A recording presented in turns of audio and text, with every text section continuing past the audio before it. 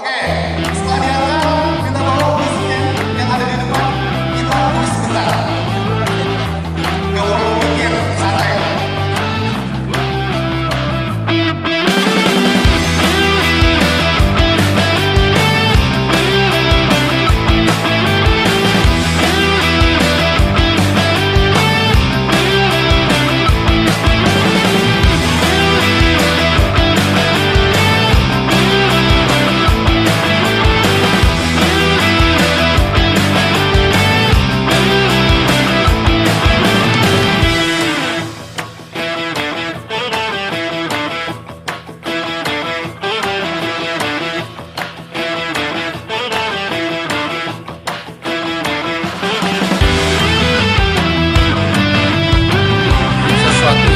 Harus, karena mahasiswa sebagai agent of change.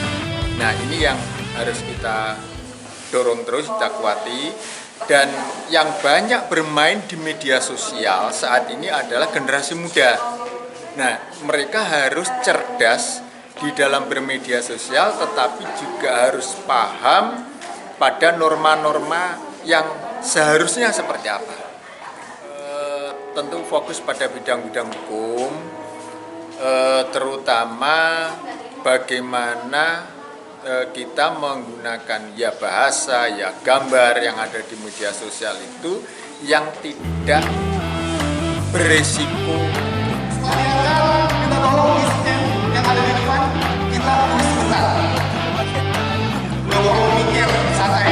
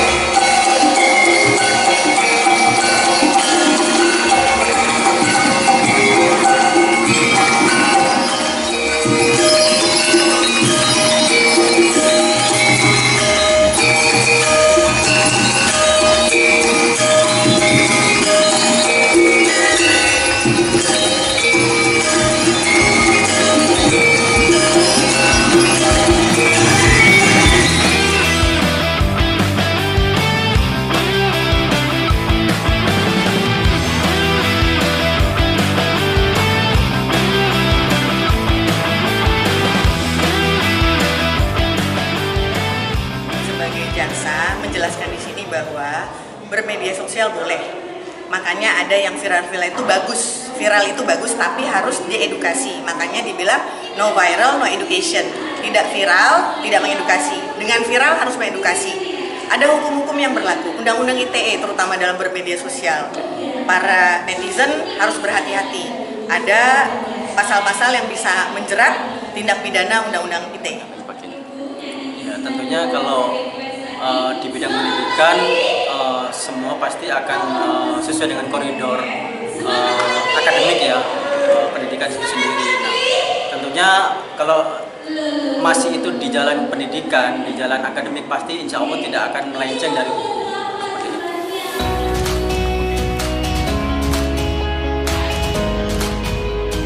Aturkan puji syukur kepada sekalian Tuhan Yang Maha Esa yang telah melimpahkan rahmat sehingga kita bisa berkumpul bersama-sama pada acara seminar nasional dengan tema mewujudkan generasi digital yang bijak dan bertanggung jawab.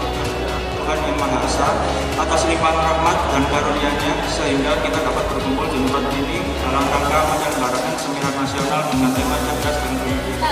Kepada delegasi dari HIMA dan juga teman-teman dari BEM Fakultas Hukum Ubara dan Fakultas dan BEM dari keluarga mahasiswa Universitas Trunojoyo Madura, dan tak lupa kepada delegasi demisioner dan juga alumni.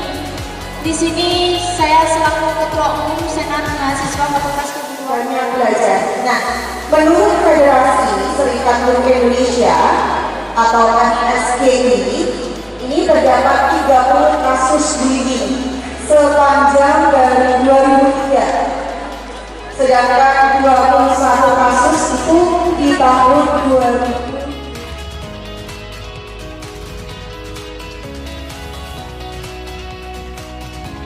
juga agenda setting termasuk grade teori. Kayaknya kalau pelajaran S3 PSDM agak berat di sini ya. Lanjut. Nah, ini dia nih yang tadi saya bilang, fenomena non-viral non-justice bersifat sistemik. Jadi orang itu bergerak secara sistem, tapi nggak dipikirin, pokoknya ikut bersama-sama. Itu namanya sistemik. Lanjut. Laporkan ke polisi bisa masuk itu. Intinya, setiap konten yang melanggar pasal-pasal yang ada tentunya akan langsung diproses oleh pihak kepolisian kalau bukti-buktinya cukup. Seperti itu. Jadi ini sebenarnya cerita saya tadi itu saya diviralkan, dihujat netizen. Kemudian saya beralih ke tadi presentasinya Pak Hadi ya, ada yang dibully. Itu saya loh. Kenapa? Media sosial itu juga tempat membuli. Netizen se-Indonesia menghujat, itu namanya.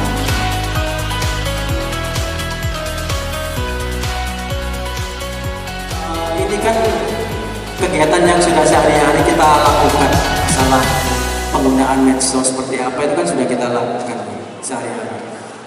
Saya rasa nggak ada bedanya penggunaan apapun kegiatan yang ada dalam medsos dengan apapun yang kita lakukan di luar medsos atau online atau offline.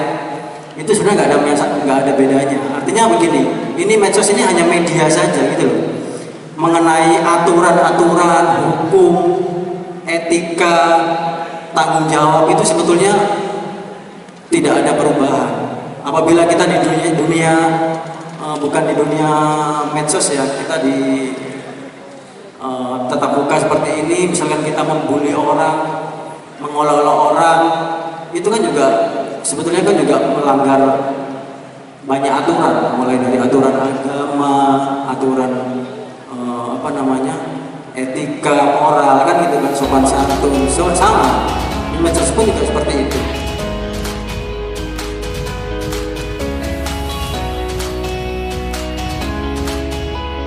Cukup menarik karena apa? Sepupu saya kelas 2 SD sudah minta dibelikan handphone. Untuk apa? Dia bilang temen aku punya akun Instagram. Wow, saya aja punya akun Instagram waktu kuliah.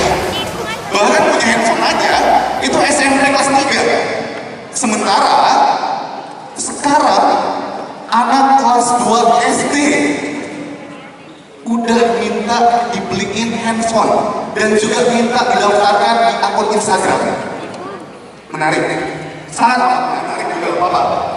Tapi yang pasti adalah polarisasi dan hal-hal lainnya yang terjadi di 2019 itu sangat gak menarik untuk kita warga Indonesia mendapatkan informasi yang gak berdasar, kemudian disebarluaskan melalui media sosial yang kita punya dan tidak memverifikasi.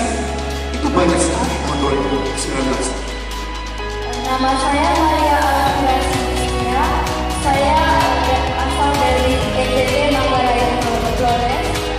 Dalam tekanan opini publik yang menyuarakan kasus-kasus yang belum mendapat perhatian hukum secara adil untuk saya. Bagaimana batasan judi online dengan lain, dengan permainan?